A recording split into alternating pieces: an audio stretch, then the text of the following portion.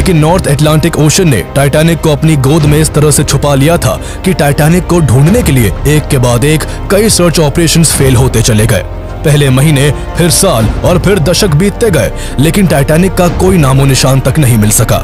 1980 आते आते जहां बहुत से इन्वेस्टिगेटर्स ने टाइटैनिक को खोजने से हाथ खड़े कर दिए थे, तो वही ओशनोग्राफर डॉक्टर रॉबर्ट बैलार्ड टाइटैनिक को लेकर इस कदर फैसिनेटेड थे कि उन्होंने उसे ढूंढने की जिद नहीं छोड़ी। यूं तो रॉबर्ट टाइटैनिक को ढूंढने का पहले भी कई प्रयास कर चुके थे, पर उनका भी प्रयास बाकी खोजकर्ताओं की तरह असफल ही रहा था।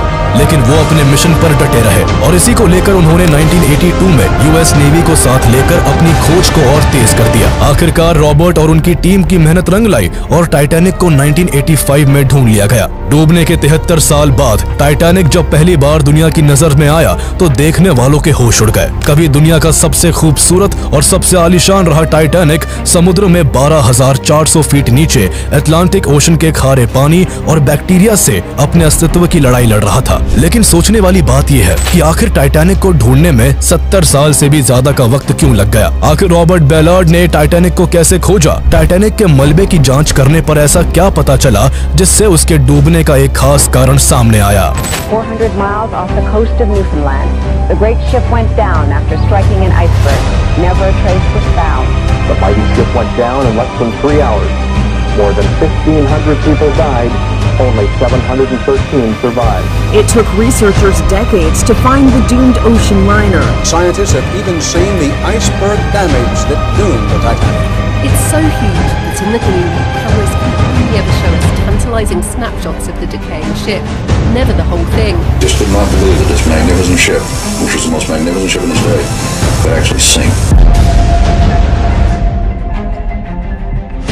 डूबने के बाद टाइटैनिक की तबाही उसकी खूबसूरती और बनावट से भी ज्यादा मशहूर हो चुकी थी। ऐसे में कोई भी उसे समुद्र से ढूंढ निकालने की बात करके अखबारों की हेडलाइंस में आ सकता था। इसीलिए टाइटैनिक के डूबने के तुरंत बाद से ही उसको समुद्र की गहराई से निकालने का मिशन शुरू हो गया।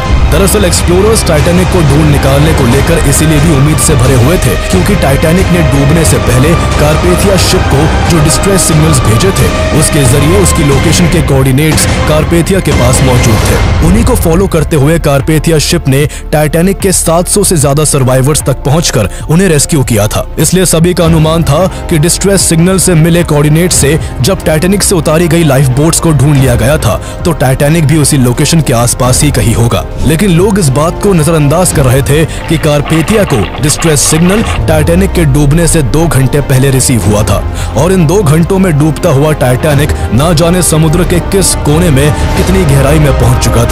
इसका उन्हें कोई अंदाजा भी नहीं था। इसके अलावा अगर डिस्ट्रेस सिग्नल की पोजीशन पर भी जहाज के मलबे की खोजबीन की जाती तब भी वहां सर्च ऑपरेशन कर पाना बेहद मुश्किल था।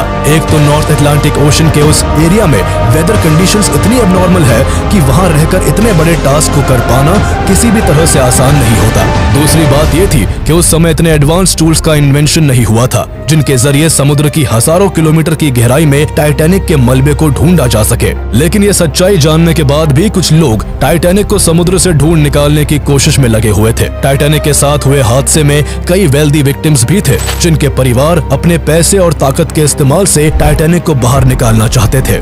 इनमें गुगनहाइम फैमिली, एस्टर फैमिली और वाइडनर फैमिली थी जिन्होंने मिलकर एक ऑर्गेनाइजेशन को बनाया और the Merritt and Chapman Derrick and wrecking company के साथ टाइटैनिक को बाहर निकालने का कॉन्ट्रैक्ट साइन किया। लेकिन इस प्रोजेक्ट को कुछ वक्त बाद ही बंद करना पड़ा क्योंकि टेक्निकल लिमिटेशंस और एडवांस टूल्स न होने की वजह से डाइवर्स बढ़ते वाटर प्रेशर का सामना नहीं कर पाते और समुद्र की गहराई तक पहुंचने में वो असफल रहते हैं। इसके बाद मार्च 1914 में डेनवर के एक आर्किटेक्ट चार्ल्स स्मिथ ने सबमरीन्स के साथ इलेक्ट्रोमैग्नेट्स को जोड़ने का सुझाव दिया। उन्होंने थ्योरी दी कि इस तरह इलेक्ट्रोमैग्नेट के अटैच होने से सबमरीन पानी में टाइटैनिक के स्टील हल की ओर खींची चली जाएगी और इस तरह टाइटैनिक की एग्जैक्ट लोकेशन का पता चल जाएगा, जिसके बाद और भी कई इलेक्ट्रोमैग्नेट्स को समुद्र में उतारकर टाइटैनिक को सरफेस पर लाया जा सकेगा। लेकिन ये थ्योरी उस वक्त बिल्कुल भी प्रैक्टिकल नहीं थी और इस काम में करीब 1.5 मिलियन डॉलर्स का खर्चा होता जो आज के हिसाब से 45 मिलियन डॉलर से भी ज्यादा होते हैं। इसलिए इस प्लान को भी ड्रॉप कर दिया गया। इसके बाद साल दर साल बदलते गए और टाइटैनिक को ढूंढने को लेकर एक के बाद एक कई थ्योरी सामने आती रही, लेकिन सुझाया गया हर एक तरीका बस हवाई बातें ही थी जिन पर काम करके सिर्फ वक्त और पैसा ही बर्बाद।